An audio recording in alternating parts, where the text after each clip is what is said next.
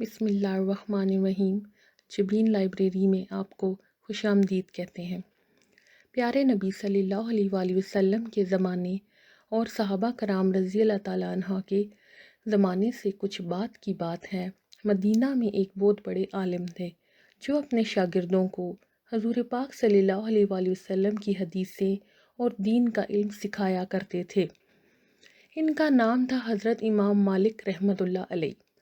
امام مالک رحمۃ اللہ علیہ چونکہ بہت مشہور تھے، لہٰذا بڑی دور سے لوگ ان سے دین کی باتیں سیکھنے آیا کرتے تھے۔ یوں تو ان کے بہت سے شاگرد ایسے تھے، لیکن ایک شاگرد تو اس زمانے میں بہت ہی دور دراز سے سفر کر کے آیا تھا۔ وہ تھا بھی بڑا ہونہار، نام اس کا تھا یحییٰ۔ وہ دراصل اسپین سے آیا تھا جو مدینے سے ہزاروں میل دور تھا۔ ایک مرتبہ ایسا ہوا کہ امام مالک رحمۃ اللہ علیہ درس دے رہے تھے اور سب شاگرد بیٹھے ان کی بات سن رہے تھے کہ اچانک باہر گلی میں شور ہوا، ہاتھی آیا، ہاتھی آیا۔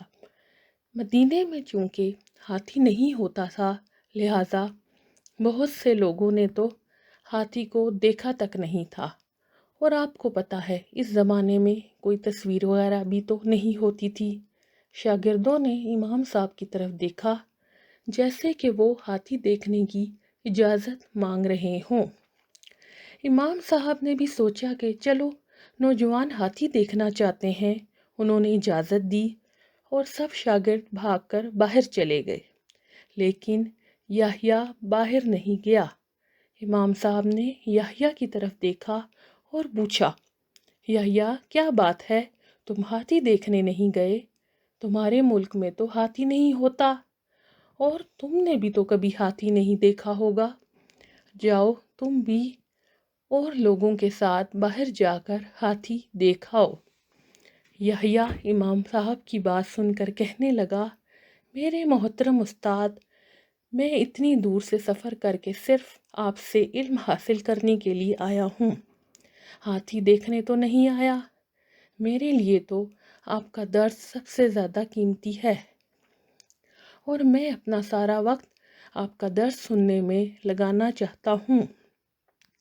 امام مالک رحمۃ اللہ علیہ اپنے ہونہار شاگرد کی بات سن کر بہت خوش ہوئے اور اسے دعا دی کہ اللہ تعالیٰ تمہیں ایک بڑا انسان بنائے گا۔ اور پھر ایک دن ایسا آیا کہ یحییٰ واقعی قرآن، حدیث، اسلامی علوم کے ایک بہت بڑے عالم بن گئے۔ دیکھا بچوں، ہمیں بھی چاہیے کہ جب کلاس میں ہمارے ٹیچر سبق پڑھا رہے ہوں تو ان کی بات غور سے سنیں اور ادھر ادھر کی باتوں میں وقت ضائع نہ کریں۔ اگر آپ کو میری کہانی پسند آئی ہو تو اسے سبسکرائب کرنا نہ بھولیے گا۔